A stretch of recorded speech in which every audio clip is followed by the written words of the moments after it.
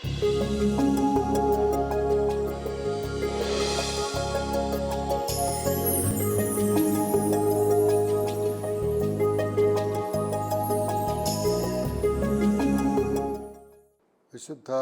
ലൂക്കോസ് എഴുതിയ സുവിശേഷം 5-ാം അധ്യായം 33 മുതൽ 39 വരെയുള്ള തിരുവചനങ്ങൾ.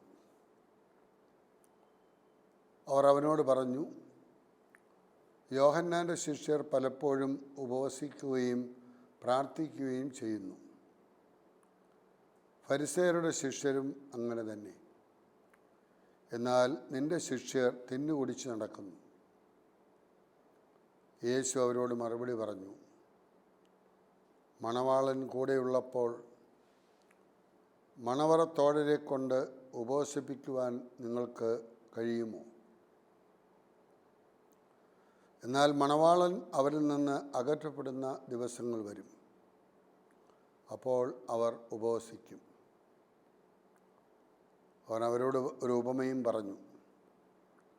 ആരും പുതിയ വസ്ത്രത്തിൽ നിന്ന് കഷണം കീറിയെടുത്ത് പഴയ വസ്ത്രത്തോട് ചേർക്കാറില്ല.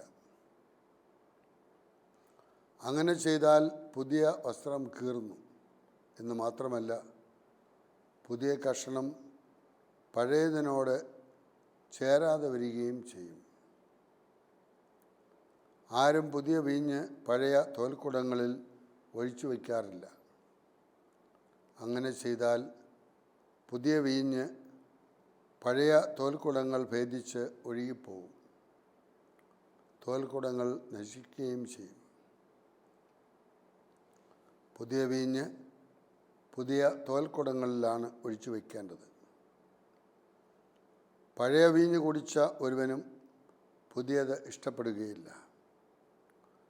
പഴയതാണ് മെച്ചം എന്നല്ലേ പറയുന്നത്. മിശിഹായിൽ പ്രിയ സഹോദരി സഹോദരന്മാരെ, ഒരു വിരുന്നിൻ്റെ പശ്ചാത്തലത്തിലാണ് ഈശോ ഇപ്പോൾ നാം വായിച്ചു കേട്ട സുവിശേഷ ഭാഗം ലൂക്കോസിൻ്റെ സുവിശേഷം 5-ാം അധ്യായം 33 മുതൽ 39 വരെയുള്ള വാക്യങ്ങൾ നമുക്ക് എടുത്തു കാണിക്കുന്നത്. യഹൂദരുടെയും യേശുവിൻ്റെ വത്സല ശിഷ്യരുടെയും ഉപവാസങ്ങൾ തമ്മിലുള്ള ബന്ധമാണ് സുവിശേഷത്തിൽ പരാമർശിക്കുന്ന വിവാദത്തിന് ആധാരം. യേശുവും ശിഷ്യന്മാരും പാപികളോടൊപ്പം ഭക്ഷിക്കുന്നതിനെയും പാനം ചെയ്യുന്നതിനെയും കുറിച്ചല്ല. പ്രത്യുത യോഹന്നാൻ്റെ ശിഷ്യരും ഫരിസേയരും അവരുടെ ശിഷ്യരും ഉപവസിക്കുന്നത് പോലെ യേശുവിൻ്റെ ശിഷ്യർ ഉപവസിക്കാത്തതാണ് ഇവിടെ തർക്കവിഷയമായി നിലകൊള്ളുന്നത്.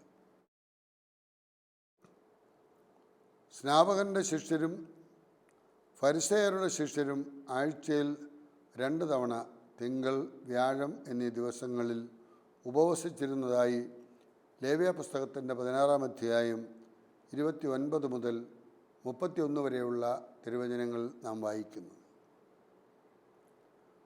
2 ദൃഷ്ടാന്തങ്ങളെയും ഒരു പഴമൊഴിയും കൊണ്ട് യേശു അവരെ നേരിട്ടു. യേശു ഉദ്ഘാടനം ചെയ്തിരുന്ന രക്ഷയുടെ നവയുഗത്തിൻ്റെ വെളിച്ചത്തിൽ വേണം കർത്താവിൻ്റെ ശിഷ്യന്മാർ ഉപവസിക്കുന്നില്ല എന്ന പ്രശ്നം വിലയിരുത്തുവാൻ. ശിഷ്യരുമൊത്ത് യേശു കഴിഞ്ഞുകൂടുന്ന കാലം, കർത്താവിൻ്റെ പരസ്യജീവിതം ഒരു കല്യാണ വിരുന്നിൻ്റെ കാലഘട്ടത്തിന് തുല്യമാണ്.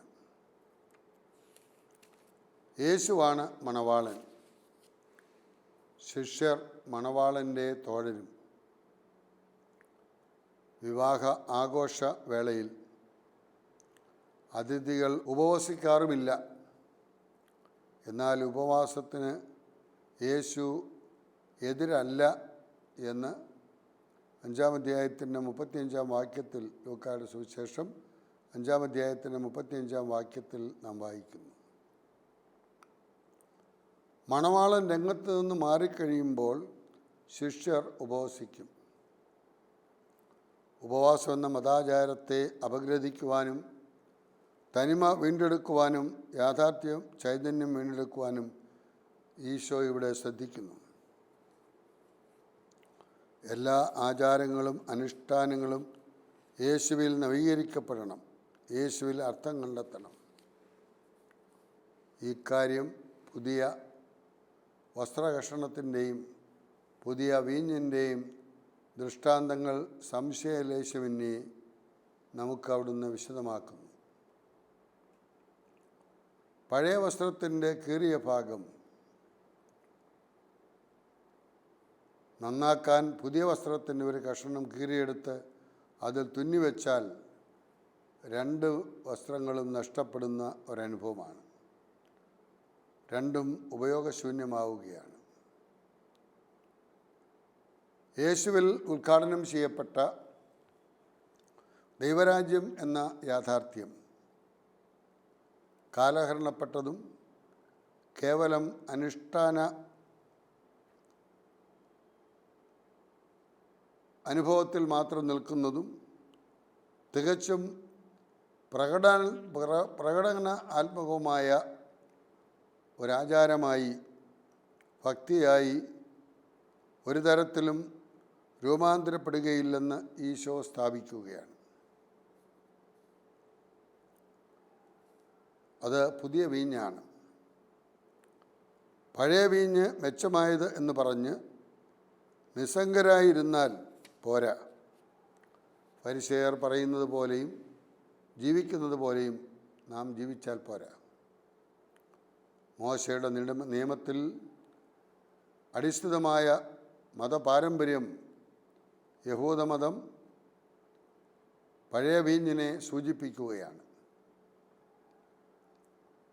വീഞ്ഞ് പതഞ്ഞ് പൊങ്ങുന്ന മർദ്ദത്തിന് അനുസരിച്ച് പുതിയ തോൽക്കുടങ്ങൾ വികസിക്കും. പഴയ തോൽക്കുടങ്ങൾക്ക് വികസിക്കുവാനാവില്ല, അത് പൊട്ടിപ്പോകും. അതുകൊണ്ടാണ് പഴയ തോൽക്കുടങ്ങളിൽ പുതിയ വീഞ്ഞ് ഒഴിച്ചു വയ്ക്കാറില്ല എന്നുള്ള സൂചന അനുഭവമുള്ളവർ നൽകുന്നത്. ദൈവത്തിൻ്റെ വാഗ്ദാനങ്ങൾ പൂർത്തീകരിക്കപ്പെടുന്ന ഈശോയുടെ കാലത്ത് സമാഗതമായ ദൈവരാജ്യ സുവിശേഷം പൊതുവീഞ്ഞ് ഉൾക്കൊള്ളുവാൻ മനുഷ്യൻ പുതിയ തോൽക്കുടമാകണം. അല്ലെങ്കിൽ രണ്ടും നഷ്ടപ്പെടും, വീഞ്ഞും തോൽക്കുടവും നഷ്ടപ്പെടും എന്നുള്ളതാണ്. പുതിയ തുണി കഷണം തുന്നിച്ചേർക്കാതെ വസ്ത്രവും പുതിയതാകണം. അനുദപിച്ച് നവീകരിക്കപ്പെടാതെ യേശു പ്രഘോഷിക്കുന്ന ദൈവരാജ്യത്തിന് നവസുവിശേഷം സ്വീകരിച്ചാൽ നാശമാകും അതിൻ്റെ ഫലം. അനുതാപത്തിലൂടെ അനുരഞ്ജനത്തിൻ്റെ ഫലം പുറപ്പെടുവിക്കുവാൻ ഈശോ നമ്മെ ക്ഷണിക്കുകയാണ്. ഗുണപരമായ മാറ്റങ്ങൾ ഉൾക്കൊള്ളുവാനും സാക്ഷ്യജീവിതം നയിക്കുവാനും കർത്താവ് നമ്മെ ക്ഷണിക്കുന്നു. ആചാരങ്ങളിൽ സംതൃപ്തി കണ്ടെത്തി ജീവിതത്തിന് അർത്ഥം കണ്ടെത്താതെ ക്രിസ്തു കേന്ദ്രീകൃതമായ സുവിശേഷ ജീവിതം നയിക്കുവാൻ നാം വിളിക്കപ്പെട്ടിരിക്കുന്നു. വിവാഹവിരുന്നിന് അത് ആനന്ദദായകമാണ്. ക്രിസ്തീയ ജീവിതം ആനന്ദത്തിൻ്റെയും പ്രത്യാശയുടേതുമായ ഒരു ജീവിതമാണ്. അതോടൊപ്പം കുരിശിൻ്റേതുമാണ്. കുരിശേന്തി മുമ്പേ നടക്കുന്ന കർത്താവിനെ നോക്കി ധൈര്യത്തോടെ പ്രത്യാശയോടെ നാം നയിക്കപ്പെടണം എന്നുള്ളതാണ്.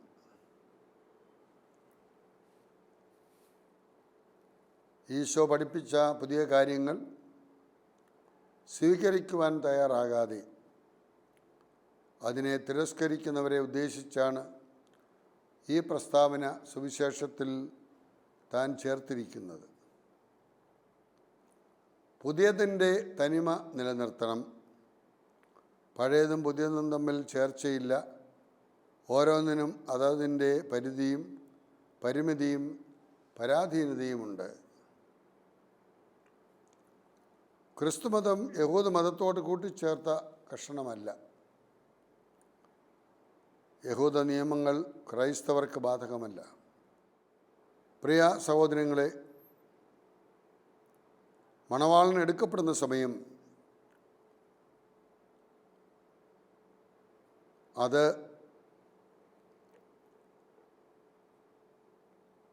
ദൈവത്തിൻ്റെ ആത്മാവിൻ്റെ ഒരു ആരോപണമായി അതിനെ നാം കാണണം എന്നാണ് ലൂക്കോസിന്റെ സുവിശേഷം 5-ാം അധ്യായം 21-ാം വാക്യം നമ്മെ ഓർമ്മിപ്പിക്കുന്നത്. അവിടെ എടുത്തു പറയുന്ന ഒരു കാര്യം, നിയമജ്ഞരും ഫരിസേയരും ചിന്തിച്ചു തുടങ്ങി, ദൈവദൂഷണം പറയുന്ന ഇവൻ ആര്? ദൈവത്തിനല്ലാതെ മറ്റാർക്കാണ് പാപങ്ങൾ ക്ഷമിക്കുവാൻ സാധിക്കുക എന്നൊക്കെയുള്ള ചോദ്യങ്ങൾ വരുമ്പോൾ ദൈവദൂഷണത്തിൻ്റെ ഒരു ആരോപണമായി അതിനെ കാണുന്ന ആളുകളെ നമുക്കവിടെ കാണാൻ കഴിയുന്നുണ്ട്. രണ്ടാമതായി അവരെ കണ്ടുപിടിക്കുന്ന കുറ്റം 5-ാം അധ്യായത്തിൻ്റെ 30-ാം വാക്യത്തിൽ ഈശോ പാപികളോടൊപ്പം ഭക്ഷണം കഴിക്കുന്നു. മൂന്നാമതായി ഉപവാസ നിയമങ്ങൾ പാലിക്കുന്നില്ല. 5-ാം അധ്യായത്തിൻ്റെ 33-ാം വാക്യം. ഇപ്പോൾ ആഘോഷ സമയം, ഭൂമിയിലുള്ള കാലം, ഒരിക്കലും യേശു തമ്പുരാൻ ഉപവാസത്തെ നിഷേധിക്കുന്നില്ല. അതിനുള്ള സമയവും സ്ഥലവും ഉണ്ട്, ഇല്ല എന്നവിടുന്ന് പറയുന്നില്ല. ഇപ്പോൾ തൻ്റെ കൂടെയുള്ളവർ, ശിഷ്യർ ഉപവസിക്കേണ്ട സമയം വരുമ്പോൾ അവർ ഉപവസിച്ചു കൊള്ളും എന്നുള്ള സൂചനയാണ് യേശു തമ്പുരാൻ ഇവിടെ നൽകുന്നത്. നിയമത്തെയും പ്രവാചകന്മാരെയും പൂർത്തീകരിക്കുവാൻ വന്ന യേശു ക്രിസ്തു നിയമങ്ങൾ വേണ്ട എന്നല്ല, അതിൻ്റെ അന്തസ്സത്ത മനസ്സിലാക്കിക്കൊണ്ട് നിയമത്തെ തങ്ങളുടെ കാര്യത്തിനു വേണ്ടി വ്യാഖ്യാനിക്കുവാൻ, വളച്ചൊടിക്കുവാൻ പരിശ്രമിക്കുന്നവരെ പോലെ ആകരുത്. യേശുവാകുന്ന മണവാളൻ കൂടെ ഉള്ളപ്പോൾ മണവറക്കാർ, തോഴർ എപ്പോഴും യേശുവിനോടുകൂടി ആയിരിക്കുന്നതിനാൽ അവർക്ക് ഉപവസിച്ചുകൊണ്ട് അവനോടുകൂടി ആയിരിക്കേണ്ട ആവശ്യമില്ല. അവരവരുടെ കടമകൾ നിറവേറ്റിക്കൊണ്ട് ജീവിക്കുന്നതാണ് ഏറ്റവും വലിയ ഈശ്വര ആരാധന എന്നുള്ള ഒരു സത്യം കൂടി അവിടുന്ന് നമ്മെ ഓർമ്മിപ്പിക്കുകയാണ്. ഈ അവസരത്തിൽ വിശുദ്ധ കുർബാനയുടെ പ്രത്യേകമായ സാന്നിധ്യം അനുഭവിക്കുവാനും പകർന്നു കൊടുക്കുവാനും കഴിഞ്ഞ ഒരു വ്യക്തിത്വത്തെയാണ് നിങ്ങൾക്ക് പരിചയപ്പെടുത്തുവാൻ ആഗ്രഹിക്കുന്നത്, പാതുവായിലെ വിശുദ്ധ അന്തോണിയോസിനെ. 1795 പോർച്ചുഗലിൻ്റെ തലസ്ഥാനമായ ലിസ്ബണിലാണ് അദ്ദേഹം ജനിക്കുന്നത്. അദ്ദേഹത്തിൻ്റെ ജ്ഞാനസ്നാന പേര് ഫെർഡിനൻഡ് എന്നായിരുന്നു. രാജകൊട്ടാരത്തിലെ ജീവനക്കാരനായിരുന്നു പിതാവ്. അന്തോണിയെ ഒരു രാജകുമാരനെ പോലെയാണ് അദ്ദേഹം വളർത്തിയത്. 15-ാമത്തെ വയസ്സിൽ അഗസ്റ്റീനിയൻ സന്യാസ സമൂഹത്തിൽ അംഗമായി ചേരുവാൻ അദ്ദേഹം ഇറങ്ങിപ്പുറപ്പെട്ടു. അവിടെ പരിശീലനം നടത്തി. 17-ാമത്തെ വയസ്സിൽ കോയിംബ്രയിലെ ഫ്രാൻസിസ്കൻ ആശ്രമത്തിൽ താമസിച്ച് അദ്ദേഹം പഠനം നടത്തുകയായിരുന്നു. ആഫ്രിക്കയിൽ മിഷൻ പ്രവർത്തനത്തിന് പോയ 5 ഫ്രാൻസിസ്കൻ സന്യാസികളെ ശുശ്രൂഷിക്കുവാൻ ഈ കാലയളവിൽ അദ്ദേഹത്തിന് ഭാഗ്യം ലഭിച്ചു. മിഷൻ പ്രവർത്തനത്തിനിടയ്ക്ക് 5 പേരെയും ക്രൂരമായി വധിച്ചു. വീരോചിതമായ രക്തസാക്ഷിത്വം ഇവർ വരിച്ചു. ഒരു ഫ്രാൻസിസ്കൻ മിഷണറിയായി മാറുവാൻ ഈ സംഭവം അന്തോണിയോയിൽ സ്വാധീനം ചെലുത്തുകയാണ്. 25-ാമത്തെ വയസ്സിൽ ഒരു ഫ്രാൻസിസ്കൻ വൈദികനായി അദ്ദേഹം ഉയർത്തപ്പെട്ടു. മിഷൻ പ്രവർത്തനത്തിനായിരുന്നു ഏറ്റവും കൂടുതൽ താല്പര്യം, അതും ആഫ്രിക്കയിൽ പോയി പ്രവർത്തിക്കുവാൻ. ആഫ്രിക്കയിലേക്ക് തിരിച്ച അദ്ദേഹം കുറേ കഴിഞ്ഞപ്പോൾ അവിടുത്തെ ജീവിതം ഒരു മടുപ്പായി മാറുകയും തിരികെ യാത്രയാകുവാൻ കപ്പൽ പുറപ്പെടുകയും ചെയ്തു. കൊടുങ്കാറ്റിലകപ്പെട്ട് ഇറ്റലിയിൽ കപ്പൽ നങ്കൂരമിട്ടു. 9 മാസത്തോളം അന്തോണിയോസ് മോന്തേ പൗള ആശ്രമത്തിൽ താമസിച്ചു. ഭക്ഷണം പാചകം ചെയ്യുക, വിറക് വെട്ടുക, മുറിയടിക്കുക തുടങ്ങിയ എളിയ ജോലികളൊക്കെ ചെയ്ത് സംതൃപ്തിയോടെ ജീവിച്ചു.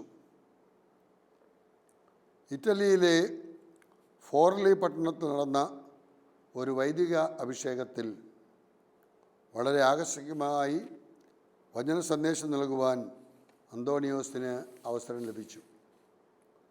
66-ാമത്തെ വയസ്സിൽ ആൻ്റണി നടത്തിയ പ്രസംഗം കേൾക്കുവാൻ ഇടയായ വിശുദ്ധ ഫ്രാൻസിസ് അസിസി ഇറ്റലി മുഴുവൻ പ്രസംഗിക്കുവാൻ അദ്ദേഹത്തെ നിയോഗിച്ചു. തെരുവീഥികളിലും കടൽ തീരത്തും അനേക ആയിരങ്ങൾ ആൻ്റണിയുടെ വചനം ശ്രവിച്ചു. ഒരിക്കൽ ഫ്രാൻസിൽ വെച്ച് ബോൺവില എന്ന യഹൂദൻ ആൻ്റണിയോട് പറഞ്ഞു, തിരുവോസ്തി വെറും അപ്പക്കഷണമാണ്, ദൈവമൊന്നും അതിലില്ല. തുടർന്ന് അദ്ദേഹം ആൻ്റണിയെ വെല്ലുവിളിക്കുകയാണ്. ഞാൻ എൻ്റെ കഴുതയെ 3 ദിവസത്തേക്ക് തീറ്റി കൊടുക്കാതെ പട്ടിണിയിടും. അതിനുശേഷം അതിനെ ഞാൻ കുറേ ഭക്ഷണ സാധനങ്ങൾ കാണിക്കും. താങ്കൾ തിരുവോസ്തി കാണിച്ചു കൊള്ളുക. കഴുത ആ ഭക്ഷണ സാധനം ഉപേക്ഷിച്ച് തിരുവോസ്തിയെ വണങ്ങുകയാണെങ്കിൽ ഞാൻ വിശ്വസിക്കാം എന്നാണ് ബോൺവില്ല എന്ന നേതാവ് പാതുവായിലെ അന്തോണിയോസിനെ വെല്ലുവിളിച്ചുകൊണ്ട് പറഞ്ഞത്. വിശുദ്ധ കുർബാനയുമായി വരുമ്പോൾ കഴുതയുടെ മുമ്പിൽ സമൃദ്ധമായ ഭക്ഷണം തയ്യാറാക്കി, ഓട്സൊക്കെ തയ്യാറാക്കി വെച്ചു. കഴുത ആ ഭക്ഷണം ഉപേക്ഷിച്ച് തിരുവോസ്തിയെ വണങ്ങുകയാണെങ്കിൽ ഞാൻ വിശ്വസിക്കാമെന്ന് പറഞ്ഞ ബോൺവില്ല വച്ചുനീട്ടപ്പെട്ട ആഹാരത്തെ അവഗണിച്ച് കഴുത തിരുവോസ്തിയെ വണങ്ങുന്നതായി തൻ്റെ കാലുകൾ മടക്കി ശിരസ്സ് ഭൂമിയെ ചുംബിച്ചുകൊണ്ട് ദിവ്യകാരുണ്യനാഥനെ ആരാധിക്കുന്നതായി കണ്ടപ്പോൾ, ഇസ്രായേലെ കേൾക്കുക, കാളയും കഴുതയും അതിൻ്റെ യജമാനനെയും പുൽത്തൊട്ടിയെയും അറിയുന്നു, എൻ്റെ ജനമായ ഇസ്രായേലോ എന്നെ അറിയുന്നില്ല എന്ന് അന്ന് യഹോവ പറഞ്ഞ വാക്കുകളാണ് ഇവിടെ നാം അനുസ്മരിക്കേണ്ടത്. വിശുദ്ധ കുർബാനയോടുള്ള അഗാധമായ ഭക്തി, വിശ്വാസം എന്നിവ ആ നാട്ടിൽ അതിവേഗം അതുവഴി പ്രചരിപ്പിക്കുവാൻ അദ്ദേഹത്തിന് സാധിച്ചു. അസാമാന്യമായ പ്രസംഗ പാടവത്തോടെ ഒപ്പം അധ്യാപനവും അന്തോണിയോസ് സ്വീകരിച്ചു. ഫ്രാൻസിലെ മോന്തപ്പില്ലേർ സർവകലാശാല, ട്യൂലോസ് സർവകലാശാലകൾ എന്നിവിടങ്ങളിൽ ആന്റണി പ്രശസ്തമായ രീതിയിൽ പഠിപ്പിച്ചു. അലഗറി, സിംബോളിക് വിശകലനം എന്നിവ വഴി വിദഗ്ധമായി ആന്റണിയിൽ ക്ലാസുകളെടുത്തു. കാര്യനിർവഹണ പ്രാപ്തി പരിഗണിച്ച് ആന്റണിയെ വടക്കൻ ഇറ്റലിയുടെ പ്രൊവിൻഷ്യലായി നിയമിച്ചു. സന്യാസ സമൂഹത്തിൻ്റെ ഔദ്യോഗിക പ്രതിനിധിയായി 1228 ഗ്രിഗറി 9 മാർപ്പാപ്പയെ കാണുവാൻ അദ്ദേഹത്തിന് സാധിച്ചു. മാതൃകാപരമായ ഒരു താപസ ജീവിതം ആന്റണി തൻ്റെ ജീവിതകാലം മുഴുവൻ ജീവിച്ചു. ഉണ്ണിയേശുവിനെ കയ്യിൽ പിടിച്ചിരിക്കുന്ന രൂപത്തിലാണ് ആന്റണിയെ പലപ്പോഴും ചിത്രീകരിച്ചിരിക്കുന്നത്. സമാധാനപരമായി ആന്റണി മരിച്ചു. പിറ്റേ ദിവസം തൻ്റെ നാമകരണ പരിപാടികൾ റോമിൽ ആരംഭിച്ചു. നാമകരണ നടപടികളുടെ ഭാഗമായി കബറിടം തുറന്നപ്പോൾ ആന്റണിയുടെ നാവ് അഴിയാതിരിക്കുന്നതായി കണ്ടു. വിശുദ്ധ ബൊനവെഞ്ചർ ആ നാവ് കയ്യിലെടുത്ത് പറഞ്ഞു, ഭാഗ്യപ്പെട്ടവനെ, നീ എത്രമാത്രം ദൈവസ്തുതികൾ പാടി. 12-ാം പീയൂസ് മാർപ്പാപ്പ ആന്റണിയെ വേദപാരംഗനിൽ നിന്ന് പ്രഖ്യാപിച്ചു. അസാധ്യകാര്യങ്ങളുടെ മധ്യസ്ഥനായും കാണാതെ പോയ സാധനങ്ങൾ വേഗം കണ്ടെത്തുവാനുള്ള ദൈവജനത്തിൻ്റെ ആഗ്രഹം മനസ്സിലാക്കി അവർ അന്തോണിയോസിനെ വിളിച്ച് അപേക്ഷിക്കുവാൻ തുടങ്ങി. ഒന്നും ചോദിക്കാതിരിക്കുക, യാതൊന്നും നിഷേധിക്കാതിരിക്കുക, ഇതായിരുന്നു അന്തോണിയോസിൻ്റെ ജീവിത രഹസ്യം. ഒന്നും അപേക്ഷിക്കുകയുമില്ല, ഒന്നും ഉപേക്ഷിക്കുകയുമില്ല. തൻ്റെ ആവശ്യങ്ങൾ എല്ലാം അറിയുന്ന തമ്പുരാൻ നടത്തിത്തരും എന്നുള്ള ശുഭാപ്ത വിശ്വാസത്തിൽ അദ്ദേഹം ജീവിച്ചു. സുഖസൗകര്യങ്ങളല്ല, പിന്നെയോ ദൈവത്തെ മഹത്വപ്പെടുത്തുവാനുള്ള അവസരമായി തൻ്റെ ജീവിതത്തെ അദ്ദേഹം മാറ്റുകയാണ് ഉണ്ടായത്. 12-ാം പീയൂസ് മാർപ്പാപ്പ ആൻ്റണിയെ വേദപാരംഗതനെന്ന് പ്രഖ്യാപിച്ചു. അത്രത്തോളം വചനത്തെക്കുറിച്ചും വിശ്വാസത്തെക്കുറിച്ചും മറ്റ് ദൈവികമായ പുണ്യങ്ങളെക്കുറിച്ചും നല്ല ബോധ്യത്തോടുകൂടി ആത്മാവിൻ്റെ നിറവിലോടുകൂടി പ്രബോധിപ്പിക്കുവാനും പ്രവർത്തിക്കുവാനും ജീവിക്കുവാനും കഴിഞ്ഞ ഒരു വ്യക്തിയായിട്ടാണ് 12-ാം പീയൂസ് മാർപ്പാപ്പ അദ്ദേഹത്തെ വിശേഷിപ്പിച്ചിരിക്കുന്നത്. അസാധ്യ കാര്യങ്ങളുടെ മധ്യസ്ഥനായും മനുഷ്യർക്ക് അസാധ്യമായത് ദൈവത്തിന് സുസാധ്യമാണ്. അതുകൊണ്ട് ദൈവത്തിൻ്റെ കരങ്ങളിൽ എല്ലാം സമർപ്പിക്കുന്ന അസാധ്യ കാര്യങ്ങളുടെ മധ്യസ്ഥനായും കാണാതെ പോയ സാധനങ്ങൾ വേഗം കണ്ടെത്തുവാനുള്ള ദൈവജനം അന്തോണിയോസിനെ വിളിച്ച് അപേക്ഷിക്കുന്നതായി ഒക്കെ കേൾക്കുമ്പോൾ എത്രമാത്രം ദൈവിക സാന്നിധ്യം അനുഭവിച്ച വ്യക്തിയാണെന്നും ദൈവത്തോട് ചോദിച്ച് ആളുകളുടെ ആവശ്യങ്ങൾ നിറവേറ്റി കൊടുക്കുന്ന ഒരു വ്യക്തിയായി മാറുവാൻ അന്തോണിയോസിന് കഴിഞ്ഞു എന്നുള്ളത് നാം മനസ്സിലാക്കണം.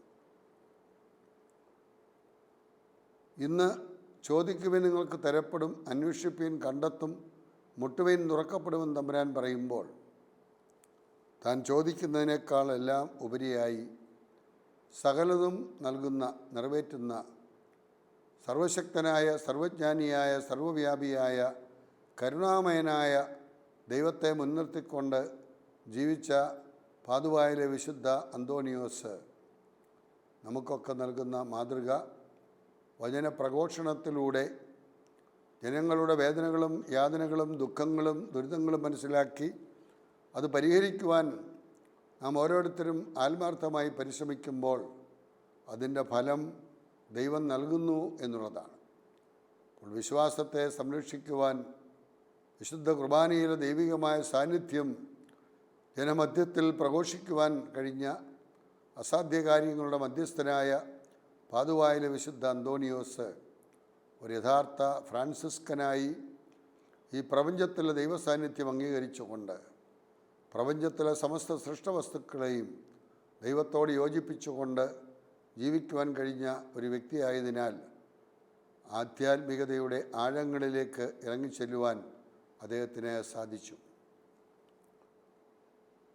ഇറ്റലിയിലെ പാതുവായിലെ അദ്ദേഹത്തിൻ്റെ ദേവാലയത്തിൽ തടിച്ചുകൂടുന്ന ആ ജനം പാതുവായിലെ അന്തോണിയോസിൻ്റെ നാമധേയത്തിലുള്ള നമ്മുടെ തീർത്ഥാടന ദേവാലയങ്ങളിൽ ആളുകൾ വരുന്ന ആ ഒരു സാഹചര്യം ഒക്കെ നാം നോക്കുമ്പോൾ ദൈവത്തോടുകൂടി ആയിരിക്കുന്നവർക്ക്, ദൈവികമായ കൃപ പ്രാപിച്ചവർക്ക് അവരുടെ പ്രാർത്ഥനകളിലും പ്രവർത്തനങ്ങളിലും ദൈവകരം കൂടെയുണ്ട് എന്നുള്ള ബോധ്യവും സൗഖ്യം നൽകുന്നത് ദൈവമാണെന്നും മറ്റുള്ളവരുടെ ആവശ്യങ്ങളിൽ അറിഞ്ഞു പ്രവർത്തിക്കുന്ന ദൈവമാണെന്നുമുള്ള ആ യാഥാർത്ഥ്യം പാതുവായിലെ അന്തോണിയോസിൻ്റെ ജീവിതം നമുക്ക് കാണിച്ചു തരുമ്പോൾ നമ്മുടെയും ജീവിതം അദ്ദേഹത്തിൻ്റെ ജീവിതം പോലെ ധന്യമായ ഒരു ജീവിതമാക്കുവാൻ, മറ്റുള്ളവർക്ക് പ്രചോദനവും പ്രത്യാശയും നൽകുന്ന ഒരു ജീവിതമാക്കി മാറ്റുവാൻ സർവശക്തനായ ദൈവം പാതുവായിലെ വിശുദ്ധ അന്തോണിയോസിൻ്റെ മധ്യസ്ഥതയിൽ, വിശുദ്ധ കുർബാനയുടെ പ്രത്യേക മധ്യസ്ഥനായ പാതുവായിലെ അന്തോണിയോസിൻ്റെ മധ്യസ്ഥതയിൽ നമുക്കേവർക്കും കുടുംബങ്ങൾക്കും കൂട്ടായ്മയ്ക്കും സമൃദ്ധമായി നൽകട്ടെ എന്ന് പ്രാർത്ഥിക്കാം.